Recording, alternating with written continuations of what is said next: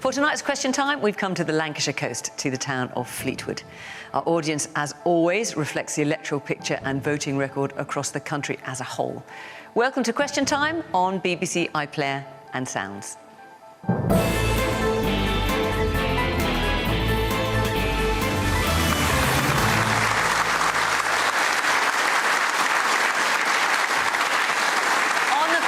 One of the busiest people in the government of late is Darren Jones. As Chief Secretary of the Treasury, he's number 2 to the Chancellor, and for weeks has been negotiating, to put it politely, with Cabinet colleagues on who got what from yesterday's spending announcement. Simon Clarke was also the Chief Secretary to the Treasury once in Boris Johnson's Conservative government. He then served in the Cabinet of Liz Truss before losing his parliamentary seat last year. He now chairs the centre-right think tank Onward. Sarah Olney is one of the 72 Liberal Democrat MPs at Westminster. She speaks for the party on business and cabinet office matters. The former bookseller and accountant is MP for the London constituency of Richmond Park. And this time last week, Yusuf quit his job as chairman of Reform UK, saying that trying to get a Reform government elected wasn't a good use of his time. Now it is. 2 days later, he's back, and he's here with a new job leading his party's so-called Doge unit, designed to cut out waste in reform-controlled councils.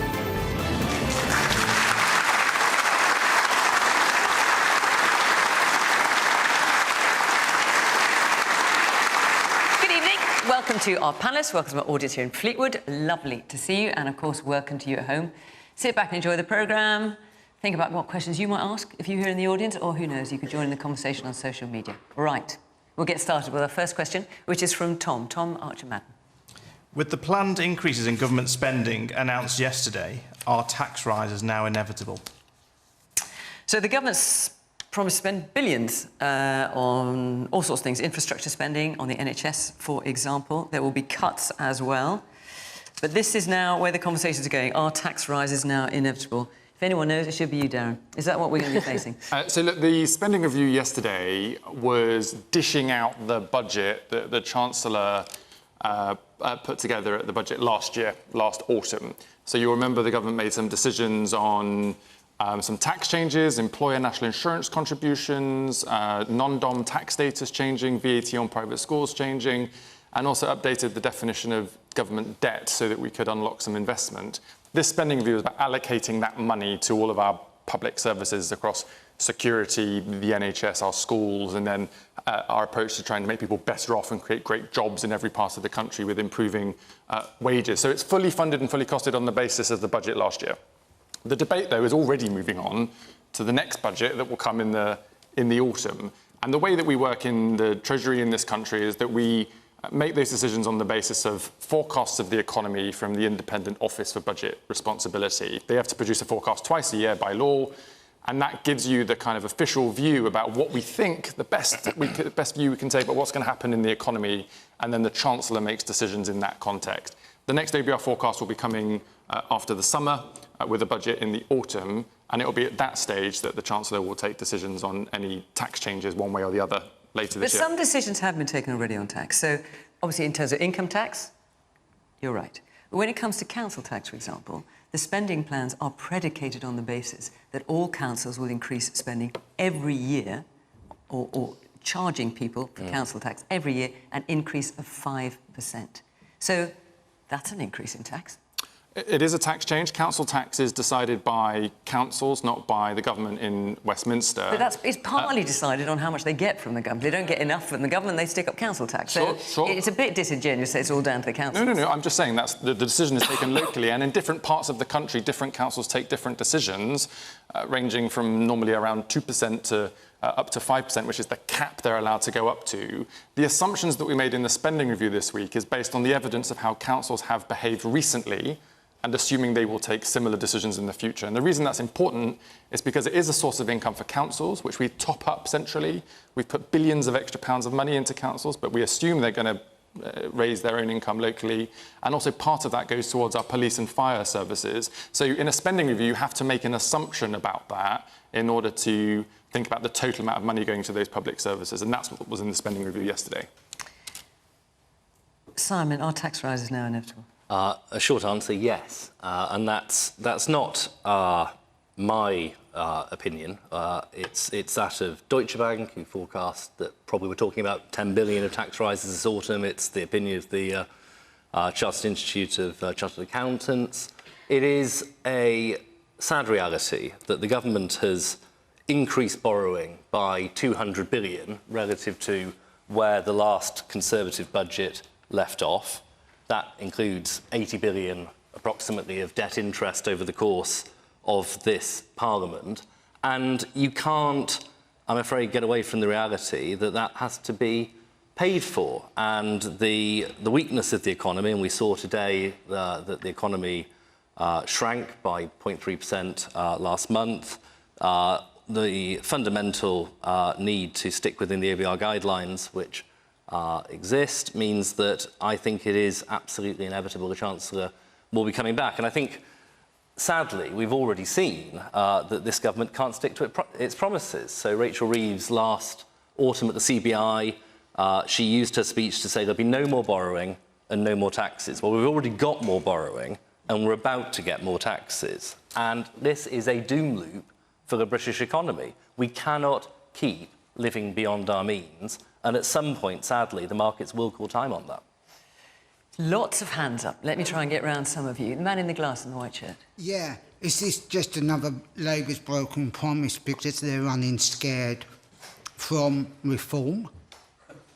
In what in particular is a broken promise? Well, because they were saying there's a 22 billion black hole and now suddenly it's gone away, but their economy hasn't actually expanded. People are still in a financial living crisis. I'm finding that the same.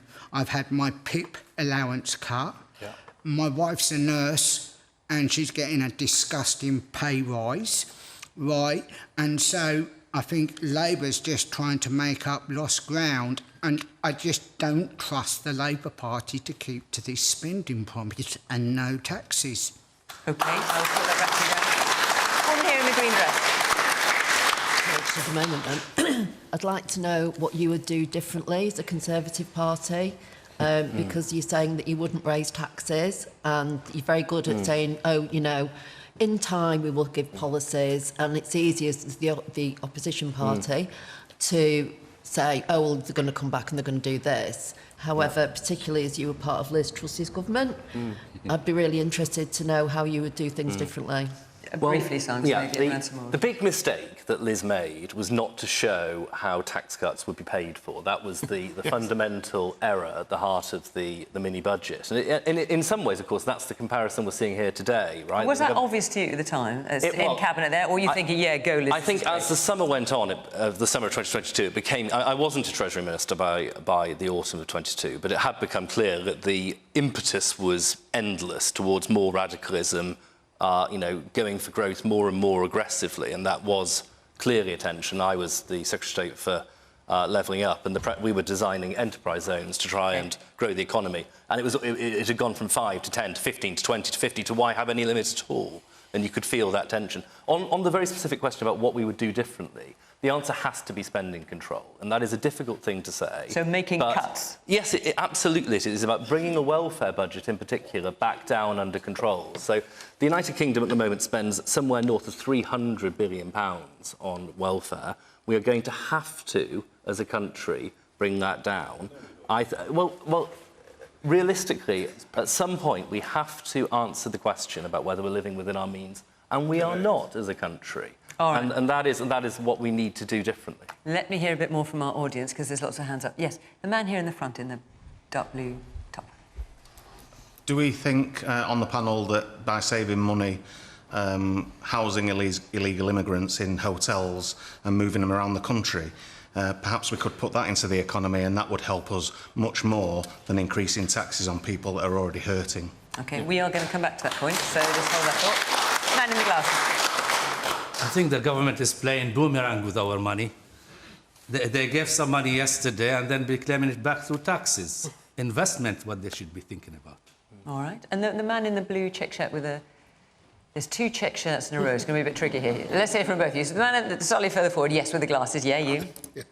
Yes. Why do I get the feeling that this budget, just like any other, is a continuation, slight modifications. It's all about neoliberalism. It's all about austerity for the masses, cutting government services to the core, funneling money into private industry. When are we going to decide that neoliberalism is dead and we need an alternative way of doing things? All right, the man behind you. If the government's so short of money, perhaps the panel will be interested to know that we import over £100 billion of oil and gas every year, when there's plenty of oil and gas in the North Sea. OK. Yep. Sarah. So the question is, are tax rises now inevitable?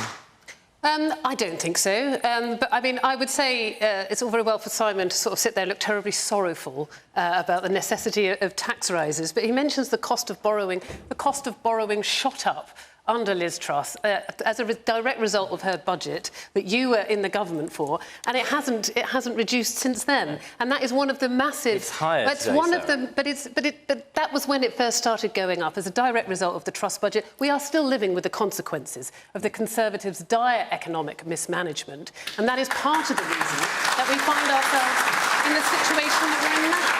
But what I would say is I don't think tax rises are inevitable. I think there are other choices that Rachel Reeves can make. And the Liberal Democrats, we've set these out very clearly. One of the things that we are always talking about is moving closer to Europe, building our trading relationship with Europe. We want to see a bespoke UK-EU customs union. Now, independent research shows that that could add 2.2% to our GDP, which could result in a tax take of £25 billion a year. Now, if we were serious about growth and pursuing growth, then that is the sort of thing that we would be looking at. Somehow I think you won't agree with that, Zia. Well, look, I would like to go back to Tom's question at the beginning as to whether tax rises are inevitable. Mark my words, they absolutely are. Labour and the Tories are pretty much exactly the same. Labour would just do what the Tories do a little bit faster. People in this country are struggling. They're struggling. They're seeing the cost of their weekly shop go up every time they seem to go to the supermarket. Rents seem to go up all of the time. If you have a mortgage, you know, the borrowing costs under Labour are higher than they were even under the disaster of Liz Truss. And let's not even get started about energy costs, the energy bills. People are petrified to open their energy bill because of the ridiculous net zero policies. British people suffer the most expensive energy bills in the world. People are struggling. And I will say this too.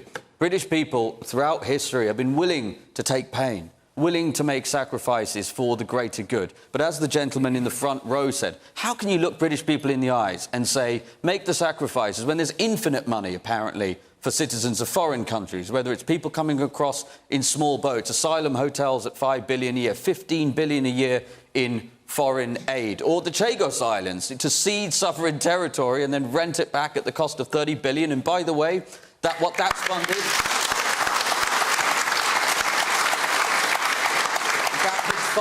That is funded Mauritians. 80% of Mauritian workers are exempt from tax, while the tax burden on British people is at the highest level since World War II. There's nothing at all about it that's remotely acceptable. We've got to prioritise citizens of the United Kingdom. That's what reform will do.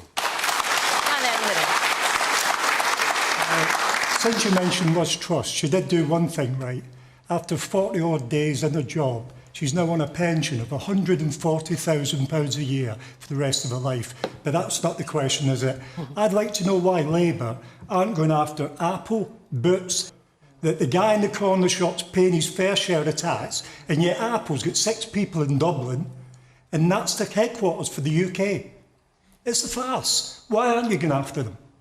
Darren?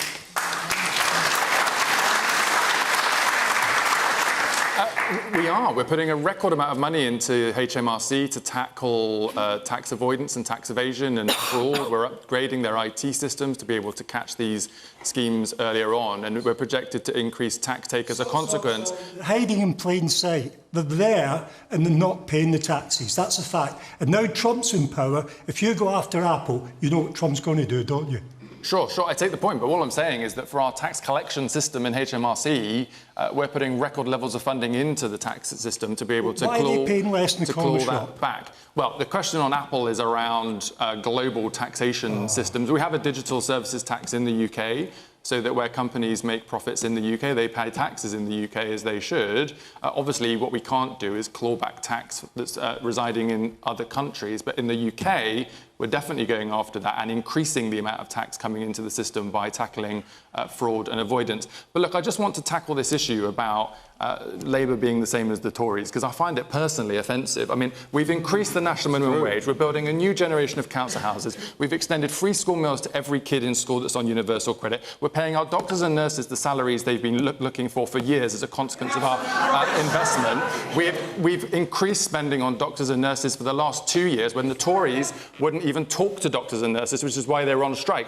The thing that is the same is when Reform and the Conservatives give you the simple answers to complex promises, but do not tell you how they're going to do it. Those are the questions you should be answering.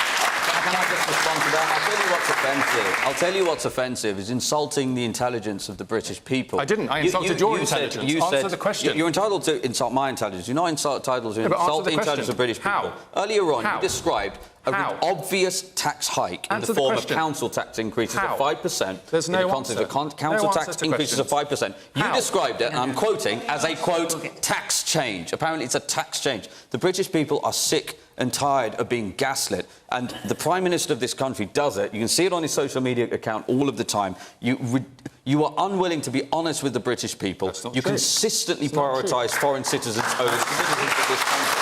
And it's time you owned up to that and you stood by your conviction. You did not answer the question how you do anything you've promised. I say what the British people are sick of, and that's false promises. That's why they voted for change at the election last year. And Well, look, we are going to come to that later, so feel free to hold your fire on that, because you will get your chance. Now, there are quite a few people shouting out rubbish back there, but I think, yes, you were with your hand up. Yeah, so I am a nurse, OK, and I don't think with the spending review it's a problem allocating the money to these places like the NHS. I think the problem lies in the people who are running those hospital trusts, because the one in Blackpool, he spent all the money. There's 3 staff nurse jobs in the whole of the hospital at this moment in time. When I first started there, back in 2011, there was 20, 30, 40 jobs. And if a nurse got tired of the area where she was working and wanted to learn more, you could move. Right now, it's stalemate, because there's absolutely no money, there's no resources and there's no staff. So if nurses are getting a low morale, apart from having low wages and that 3.6% is nowhere near enough, then that is the reason why. You can do your spending review and you can allocate the money, but the people in charge of these hospitals need to be held accountable for their actions.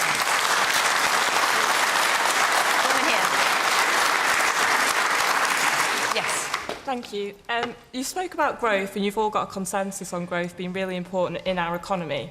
And you spoke about decreases in the welfare.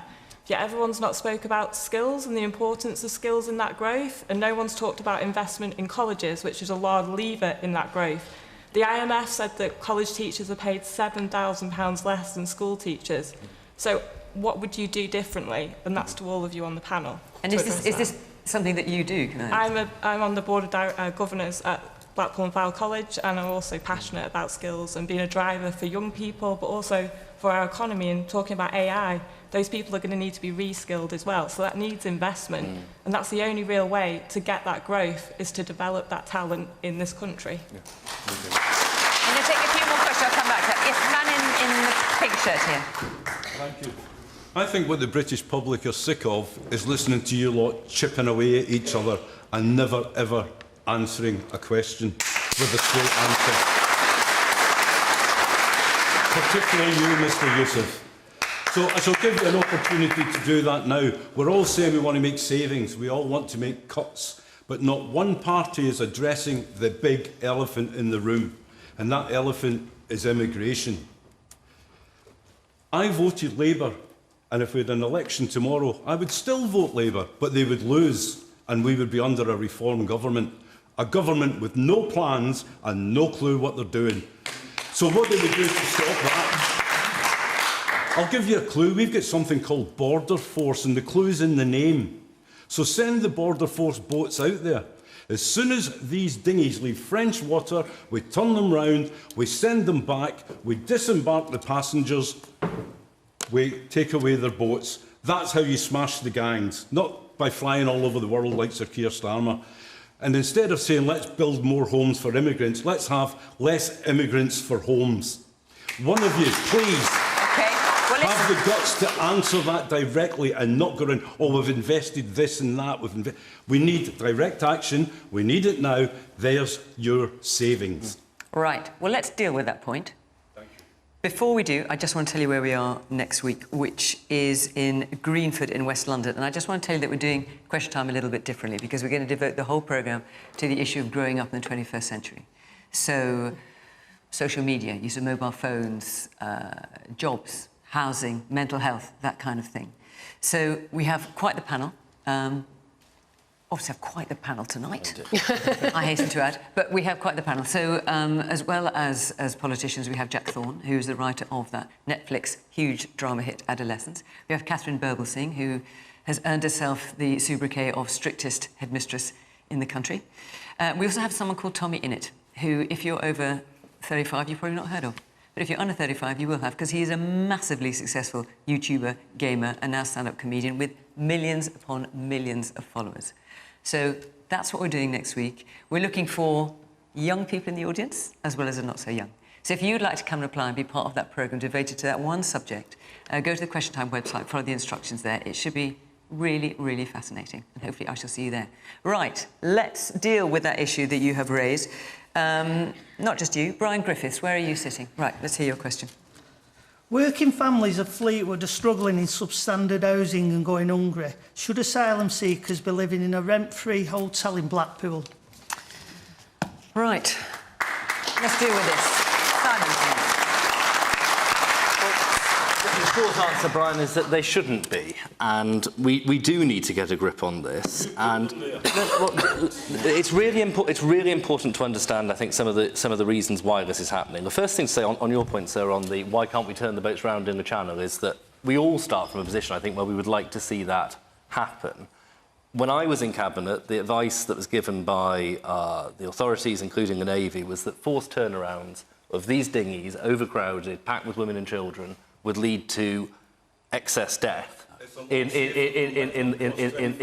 sea. Hang on, let him answer. He's answering your question, let him answer. And whilst I totally accept that obviously the gangs driving these crossings are heedless of the risk to human life, that was the position of the British authorities. What we really need to do, though, is to address the incentives that drive people here. And that means we need to have serious reform of our asylum laws, and it means we need, I think, to leave the European Convention on Human Rights, which is being roundly abused, time after time, to mean that British courts are unable to get rid of people who have no earthly right to be here on any sensible basis. And we see it in all sorts of manifestations. It obviously goes wider than just the asylum seeker conversation. It goes to our inability to deport many foreign criminals. But it is simply farcical that between now and 2029, on the government's own figures this week, we'll spend somewhere in the region of £12.5 billion on asylum seeker accommodation. That is money which should be being spent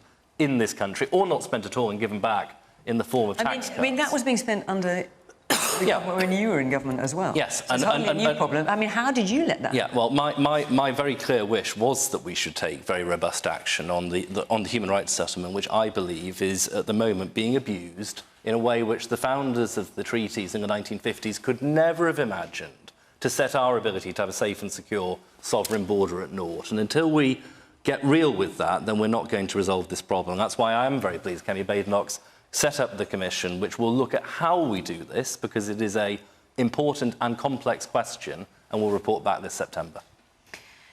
Darren, so one of the things Rachel Reeves announced yesterday, which I'm not sure anyone was expecting, was that there will be no asylum seekers being housed in hotels by 2029.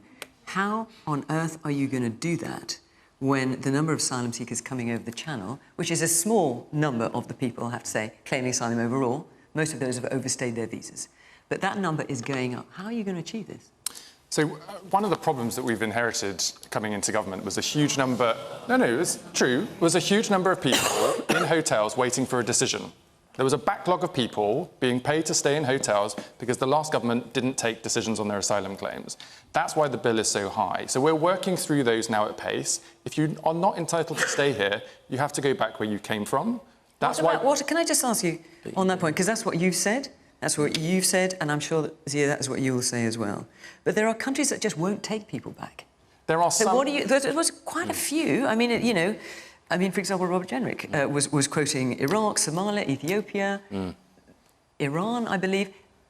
They are not prepared, on the whole, there may be some exceptions, to take people back. Look, so where are they going to go? Yeah. Look, there are some of those cases, and they are difficult, but it is the minority of people currently waiting, which is why we've done returns agreements with countries and why we've returned over 20,000 people who do not have the right to claim asylum here. It is right that we're cancelling the use of asylum hotels because that's not how we should be paying taxpayers' money.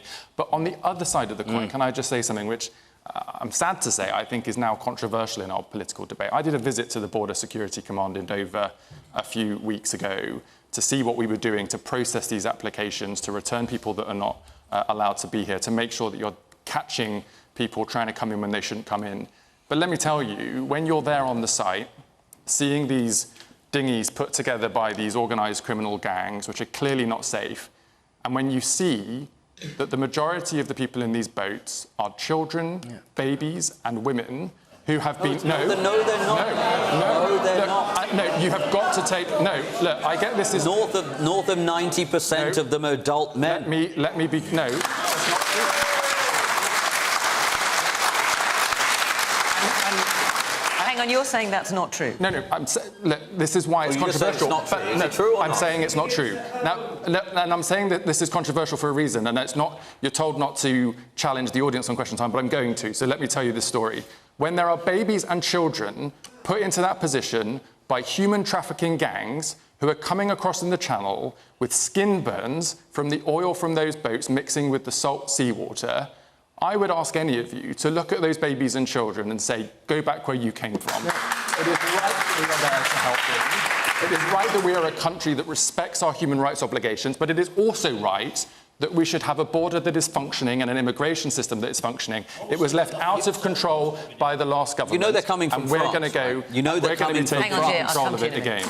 It's right that we take a humanitarian response for those people who are put in those positions, and as the government's policy states, dealing with the criminal gangs who are exploiting vulnerable children to use that route, and then tackling the people who should not be using it and making sure that they're not staying in this country. You can do both of those things without politicising it in the way that you do. Zia. Well, in my previous answer, I made the case that this government prioritises foreign citizens over citizens of the United Kingdom. After that testimony, I can rest my case. How do you rest that case? So number one, well, you were just talking about. So number one, the vast majority of the people making the journey from France by small boat are fighting age, military age males, not women and children. That's the first point. And I don't know if the BBC real-time fact checkers are working this evening or not. They seem to be when I speak, but let's see. That's the first point. The second point I would make is that, we're talking about asylum hotels, and Rachel Reeves saying we're going to shut down asylum hotels. There was a report today that this Labour government is not only renting hotel spaces, they're actually going to buy hotels at the taxpayers' dime. Can you just categorically deny that that is the case? That this government, this Labour government, is spending taxpayers' money purchasing hotels in order to house illegal immigrants and asylum seekers? We own government... Well, yes, I'm answering your question. We own government-owned temporary accommodation for when people are waiting for a decision. That is true, but... So you're not buying any more? Well, we've had to buy some to get out of hotels, but it's temporary accommodation. It's cheaper to do it that way. But look, when you say that this means that the government is prioritising foreigners over the British people, you have to explain what you mean by that. OK, let me explain what I mean. True. I spent many weeks in the constituency of Runcorn and Helsby. Runcorn is a very deprived area. And do you know the issue that exercised people so much and why you lost that seat with the massive swing to Sarah Pochen? The reason is, primarily, because of HMOs, houses of multiple occupancy. So not the actual hotels. In an unholy alliance of Serco and Yvette Cooper, the Labour Home Secretary, illegal migrants are being deposited into communities where there's no say for the local people about it, people from alien cultures, There's a lot of crime as a result of this. And what takes this to Bond villain levels of wickedry, there are Section 21 eviction notices being given to British tenants, including, and in my inbox I have examples of veterans, including one who is suffering PTSD, who received a Section 21 eviction notice because Serco, at the behest of the Home Office, at the behest of Keir Starmer, is offering 5 to 7 year contracts, 20 to 30% above market rates, to house illegal migrants and asylum seekers. And as a result of that, British people are being turfed out onto the street. There's nothing about that that's remotely acceptable, and it's why the social contract in this country is hanging by a thread. So, Zia, just be clear, because one of the things that your boss, Nigel Farage, has talked about is sending, if they come over on a boat, and you refer to it, Simon, if people come over in a boat, you turn it around and dump them back on the beach in France. Practically impossible. How would that happen? How would you persuade the French government to accept that? Well, number one, you might ask them what they're doing with the £400 million of British taxpayers' No, I'm asking you a different question. How would you persuade the French government to accept that? Well, I just answered you. The first thing I would say is, can we have our money back, please? That would be the first point. How would you persuade the government to accept that? So listen, there's a number of points here to be made. Firstly, you have to take away the incentive. That I agree with. You have to leave the ECHR. That I agree with. It'll never happen under the Tories. There's a reason it never happened is because the vast majority of Tory MPs are against. Hang on. I've asked you questions here. Please answer. How would, it's a central part of your policy, as I understand it, you turn the boats around and deposit the people back on the beach in France, and France would just have to swallow that. How would you persuade them to do that? Well, listen, I will say this. If the Prime Minister of the United Kingdom is unwilling to have an extremely difficult conversation with the leader of France about the sovereignty of our territory, which is basically being overwhelmed and overrun on a daily basis as a result of the Channel, I don't know about what the Prime Minister would be willing to have a difficult conversation. So you don't know if you'd managed to persuade them or not. You can't be sure. Let's hear from our audience. A lot of hands up. Lots of hands up for lots of questions. This is absolutely great. Man in the shirt there, yeah. Human rights are human rights. Shame on you all. Shame on you for ditching it. The only way to sort immigration out is for you all to get together with all other countries to sort it out at source. There's people dying all the time. Man here. Zia, you pretend that Reform are a party for the working people. However, just in the last 2 weeks, Farage has gone on about looking at abortions. He's pro-Israel, which a lot of the British people are not for bombing Israel. I've seen racist tweets about the new Hermione. She's 11 years old from Reform supporters. You want to get rid of the NHS. Farage is on record saying that. Not really a party for the working people. You've got magic money tree policies. How are you going to fund public services? Now, see, I'm going to give you an opportunity to answer that because we're going to look into that in more detail. Yes, with a grey fleece on, I think, or something. Yeah. I completely understand the point about not wanting to deposit children and babies back on the beach. I don't actually know what the number that we're paying France every year. It's quite a lot, I think, in millions. But I would have thought they should be paying us for every boat that leaves their shores and arrives here. OK. Sarah, you've been very patient. Forgive me for not coming to you earlier.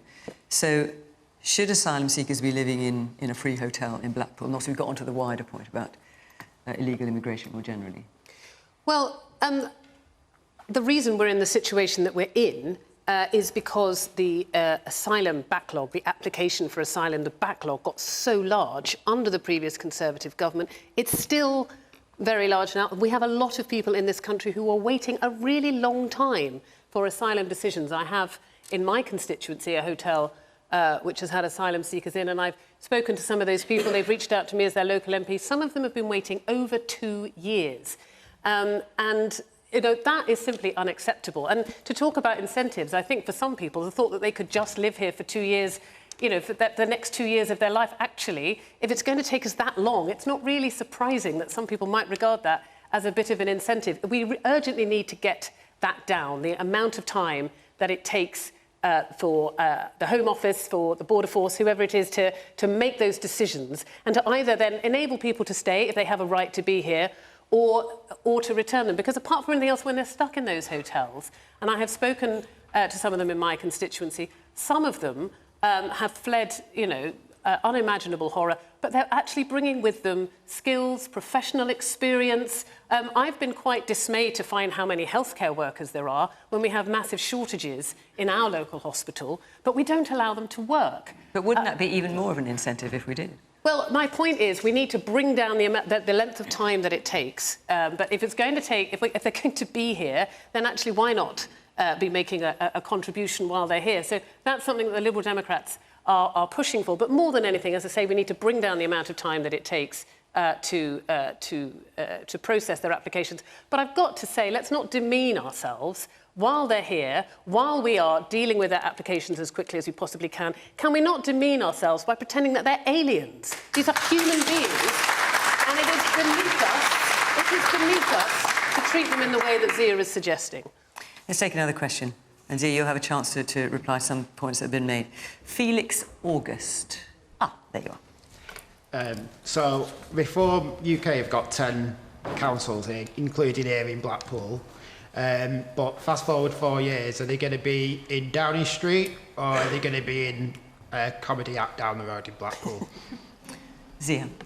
Well, there's a lot of ad hominem attacks to respond to there. So firstly, the notion that Nigel Farage is on the record as saying that we'd scrap the NHS, simply not true. The NHS is very close to my heart. My parents have given between them over 50 years of service to the NHS. My mother is a nurse, my father is a paediatrician. My mum is over 70, she still works full-time as a nurse. And going back to the great... But hang on a second. Nigel Farage has said that the NHS funding model, I mean, he said this last year, the NHS funding model isn't working anymore. We need to fundamentally rethink the way we fund it. Let's look at the lessons of the French healthcare system. He only said this last year, and obviously the French healthcare system is a combination of insurance-based healthcare paid by employers, some private healthcare, and then some funded by the government.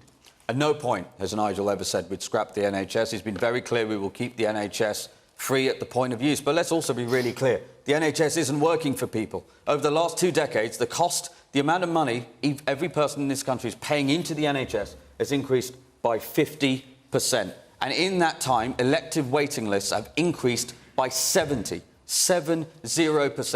So when he says let's change the way we fund and organise the NHS, what does he mean? 19,000 people waited more than 3 days in accident and emergency in 2023. That is a third world statistic. The NHS currently, sadly, as much as I love it, my parents have dedicated their lives to it, it's very close to my heart, it is not working. And the notion that we can just keep throwing money at it, as I pointed out, we have to make some fundamental changes and ask some real questions about why so many people in this country are petrified of getting ill. And then I want to just also respond to the point about, are we a party for working people? We are the only party who are saying the first tax cut Nigel Farage will make as Prime Minister with our MPs is to raise the threshold at which point income tax is payable to £20,000 a year so that people like nurses...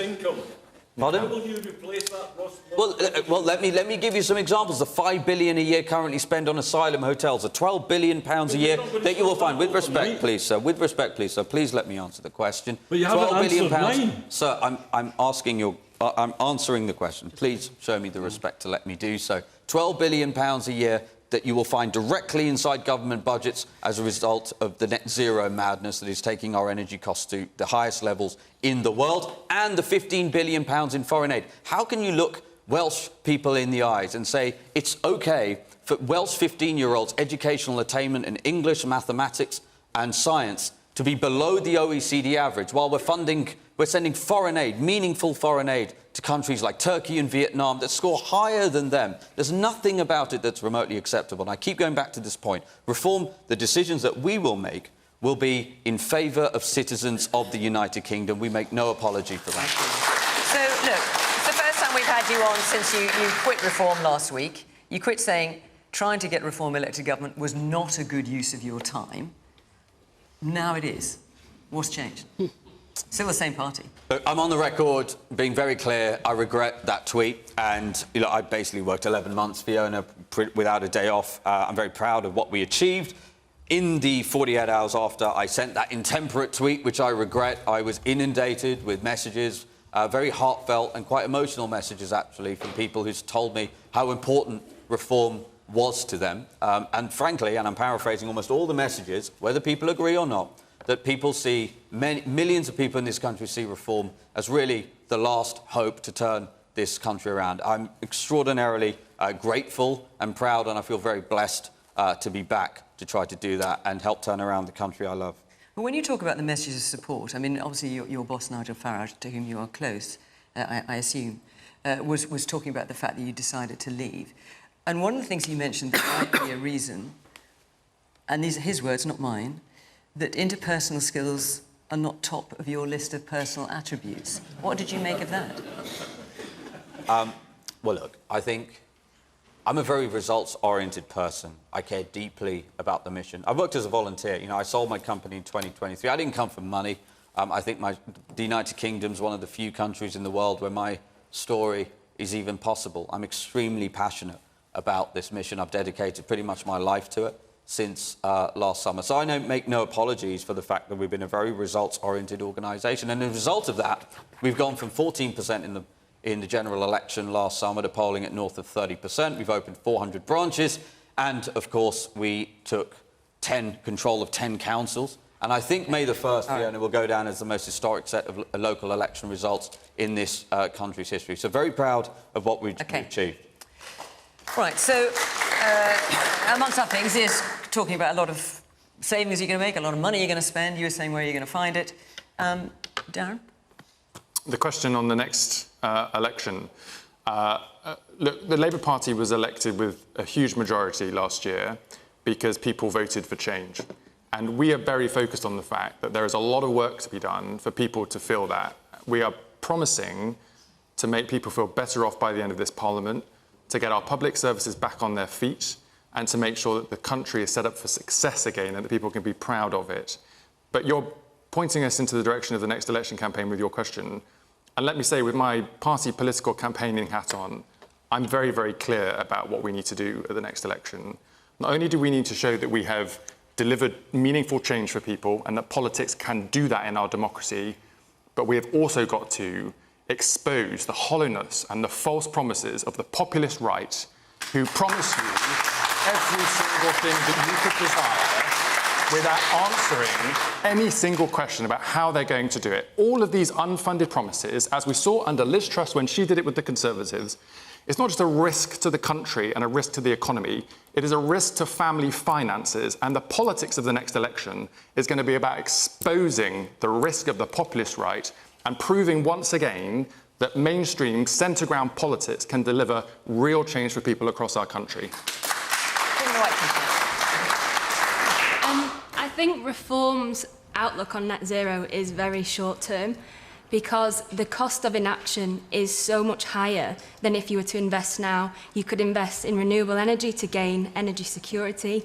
You could invest in skills and green skills and give more jobs. And I just think it's incredibly naive to sort of convey the opinions that you have, and I think it's oversimplistic. Now, look, we've got a lot of reform supporters in the audience as well, so I want to hear from some of them, at least. Here's one in the front with the glasses on and the suit, yes. Yeah, Reform are changing what they call waste within local government, regional governments, potentially central government, if they're successful in the future. How much is actually spent on bureaucracy in this country? How many layers of chiefs do we have to have taking money with their research assistants, with their secretaries, with everything else that costs behind that? How much is going on bureaucracy? OK, well, listen, a prize to anyone who can answer that absolutely clearly. Yes, but you obviously feel quite a lot. Man in the blue short-sleeve shirt there, yeah. Hi, regarding some of the points that have been brought up there, especially with the net zero. 7 years ago, on this very programme, I warned about over-relying on foreign gas and the need for domestic onshore production to shield us from price shocks. Today, while we've stopped direct Russian gas imports, the UK still faces some of the highest electricity prices in the developed world, crippling businesses and households. The transition also risks Okay, tell you honestly, just put your question. You don't have to read out a whole long Chinese panels. Basically, what I'm trying to say in a nutshell go on, let's hear your question. There's a lot of natural gas power stations that's going to be coming offline over the next 5 years, and 8 of the 9 nuclear reactors are coming offline as well. Moving on forward from that, the dynamic pricing that's going to hit everybody in this room is horrific. And that's going to be dynamic pricing around the peak times in the morning and the evening. And it's basically the Conservatives, Libs, Dems and the Labour Party who have basically signed up to this net zero contract of absolute destruction, and there will be blackouts before the end of this decade. All right. Man here in the glasses. Labour only got in because they didn't want the Conservatives in. Yeah. And Labour are lied and lied. Keir Starmer is a liar. A liar.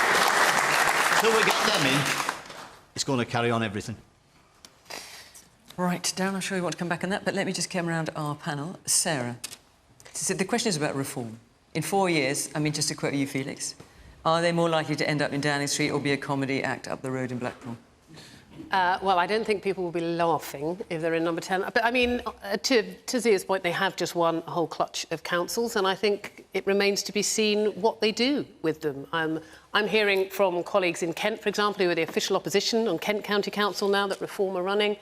You know, they're cancelling meetings left, right and centre, including the audit meeting, which is there to scrutinise expenditure, and you think your Doge team is going to come in and suddenly find all of this waste that's going on? I can't answer this gentleman's question exactly. I don't know the numbers. What I do know is that local councils right across the country have been running on very, very low budgets for over a decade now. And if there has been loads and loads and loads of waste to cut, it has been cut. And 75%, do you mind if I just finish this point, sir? 75% of what most councils spend is on children and adult social care. And they have statutory obligations that they can't, you know, they cannot cut them any further. There is very, very little waste to cut. And Reform keeps saying that there is billions of pounds to be saved and that they can cut people's council tax. Let's let them do that. Let's see what happens, and then we'll see if they deserve to be at number 10. I agree that the councils do a wonderful job. So we've got a council.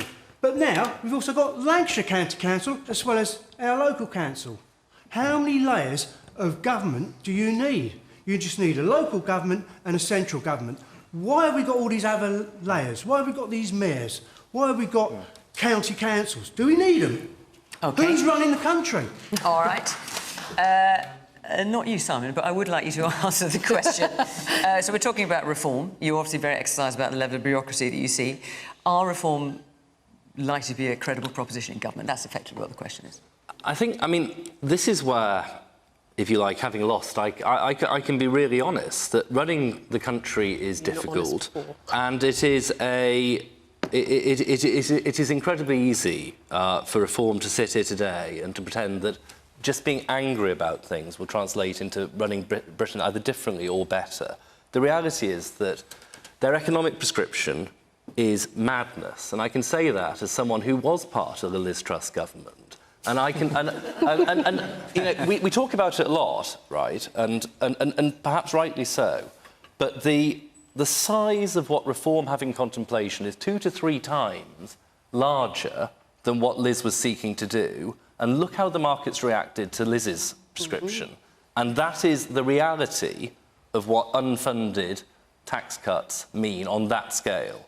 The reality is what we heard it here this evening. They're unable to answer Fiona's question around what happens when the French say no, when you tow the boats back. The reality is they will say no. Are we going to end up in a shooting war with the French Navy when we try and enforce this? You know, when they unveiled their energy policy earlier this year on net zero, led by Richard Tice, it was a shambles. It had to be withdrawn within 24 hours of it being announced. Governing is hard, and Reform are not serious. And whilst I totally accept, and I really do, the anger that the public feel about levels of immigration, that is the primary reason why the Conservative government deservedly lost the last general election, it will not be fixed by electing a bunch of people who do not know what they're talking about and who would let you all down very badly if they were to win. Well, once again, quite a lot to respond to there. Can I go back to the lady in the front row talking about net zero? Look, net zero, we are in favour of clean air for ourselves, for our kids and for our grandkids. You will not find a more pro-nuclear, for example, party than Reform, including small modular reactors, where we have a national champion like Rolls-Royce. The issue is we should not be subsidising it. It's a regressive tax on working people to the tune of £300 per year over the last decade to the average household in the UK. That's why people watching this programme, the people in this audience, are petrified to open their energy bills. If you want to have solar panels on your roof on your own dime, that's cool. I like Teslas, great cars, that's fine. But you should not be taxing, in a regressive way, working people in this country in order to achieve it. And we need to cut our energy costs. I keep going back to this. We will never have proper economic growth in this country if you have the highest energy costs in the world. The US pays 60% less than us. They're growing way faster. The Chinese pay 80% less than us. They are growing way faster. Going back and in terms of the Tories, I mean, somebody who sat alongside Liz Truss and inflicted that damage on this country, saying we're economic fantasists, is the ultimate of the pot, calling the kettle black. Nigel Farage is the only political leader that I can remember for a very, very long time who has ever stood up in front of the media and talked about making hundreds of millions of pounds of cuts in his first term as Prime Minister. Other than cutting net zero subsidies, when it comes to welfare, for example, when it comes to the NHS, for example, would you be making cuts there? Well, I'll give you 32 billion a year of cuts straight away. As I said, 15 billion in foreign aid, 5 billion. What about the question I just asked? 5 billion in asylum hotels and the 12 billion on net zero. If you take something like welfare, and again, hearing a Tory talk about this, they took state spending as a percentage of GDP. This question is about reforms here. Would you cut the welfare? Well, you haven't yet. Would you cut the welfare budget? Look, we are on the side of working people and people who set their alarm clocks in the morning. It is way too easy in this day and age in the United Kingdom to get onto long-term welfare. And by the way, almost impossible to come off it. Would you cut the welfare budget? We are on the side of working people. So you can expect I'm not sure what the answer to that is then. Per capita, under a Reform government, Fiona, per capita, you will see welfare spending reduced significantly. How? A whole host of reasons. Number one, the highest proportion ever of young people are now on long-term disability and welfare benefits. That's the first thing. And the way you get onto that is, so number one, you actually have a proper assessment and testing process like you used to have before COVID. What happened during COVID, and you can go and look this up online, is the United Kingdom got addicted to welfare at a catastrophic cost. Countries like the United States, but just to be clear, because I want to bring... So I'm not trying to cut across, but just to be clear, because I want to bring more people in, there would be cuts. Fewer people would get welfare if per capita welfare spending. We are on the side. We're unapologetic about this. We are on the side of people who set their alarm clocks in the morning. Per capita welfare spending will come down under Reform. OK, so the man in the blue and white, you've got sort of swirls on you. Further back, further back, further back. Keep going, further back with the microphone. Yes, there you are. Yeah, do I... sorry for the Reform. Do I smell a bit of BS? Because you are trying to tell us to trust you and to trust the Reform or the Farage show, as we say. You know, it's the same, it's the guy who advocated for Brexit. Let's not forget that. And we forgot something in this conversation, why the state of the economy is in the mess that we are now. It comes down to one thing. Brexit. Immigration. If we want to talk about immigration, we're supposed to take back control, according to your Farage imposter, you know. So, I mean, you tell us now we need to trust somebody that really he advocated for even WTO rules, which he didn't know what WTO rules were. You know, North Korea is in that. But anyway, so we are in the situation because of what happened into the economy. We lost 5% of GDP, around about 150 billion. So the economy will be fantastic with another extra 150 billion. That's why we are where we are. Let me bring some more people in. The man here in the blue shirt. It's not whether Reform will end up in the comedy club. They are the comedy club. In particular to you, Darren. You said that Labour got in because people wanted change. They didn't. Labour got in because they wanted Labour in charge. And why did they want Labour in charge? Because of what you stand for. I think you need to change the narrative. You took over from the Tories, who destroyed this country in 14 years, and you've given them a window to spout the stuff they do. He's now the Doge lead. Like Elon Musk and Trump, it's a matter of time before him and Farage are going to fall out. What you need to do is change the narrative, not just on what we do. I think the spending review actually makes sense, but the narrative doesn't. The immigration narrative, people in this country genuinely care. But when it comes to a choice between people getting things for free and people really struggling, change the narrative. Put the humanity back in what immigration is all about and sort the immigration stuff out. You all talk the same stuff. There are a handful of things we can change. I haven't got much time left. Now, look, what I'm finding is a lot of people have been very critical of reform, and that's absolutely your right. I know there are quite a few reform people here in the audience, and obviously they are doing relatively well in the polls. They just won 10 councils. So I want to just call out again, because otherwise I feel we're not hearing a representative sample of who's good. So, yes, the man there in the black jacket with the white T-shirt. That's me. Thank you. It's time's gone by. Failure followed by failure. Promises and belief in what you're saying. The gentleman before me was absolutely spot on. We need something different, OK? The policies may not match people's opinions sometimes, but we need a change. It's like the old cliché, the old film, Brewster's Millions. None of the above. That's how it feels like right now. And we need passion. And you know what? We are just Britain right now. We need to be great Britain again. And here in the check shirt in the front. One of the reasons that Reform did so well in the local council elections is because, unlike people in Westminster that make decisions for London and the South East, they actually got boots on the ground and came and listened to the people in the local communities. And I speak from a situation where of knowledge. I used to run the food bank here for 2 years. 30% of the clients now that access the food bank, which is obviously run by Faith in the Community and is a charity, illegal immigrants. Look at the housing situation in Fleetwood. Large Victorian terraces being bought up by people that are making money, turning them into HMOs and then renting them out to the government in Westminster, who haven't got a blooming clue where Fleetwood is, right? To asylum seekers. What Reform did was they actually came into the town. Nigel Farage himself visited Fleetwood, and his people put boots on the ground, listened to what was being said in the local community, and that's what people appreciated, instead of what seems to be happening everywhere else. It's people in Westminster making decisions for London and the South East. OK. All right. Let us end with that. I suspect that's a topic we will return to. But for now, our time is up. Thank you very much to the panel. Thank you to the audience. Really appreciate all your points and your comments. And, of course, thank you to you at home for watching. Just remember that next week we're doing this special programme devoted to the issues of growing up in the 21st century with an absolutely terrific panel. So if you'd like to be part of that audience, go to the Question Time website. We're in West London, in Greenwood. But otherwise, for tonight, from Fleetwood, bye-bye.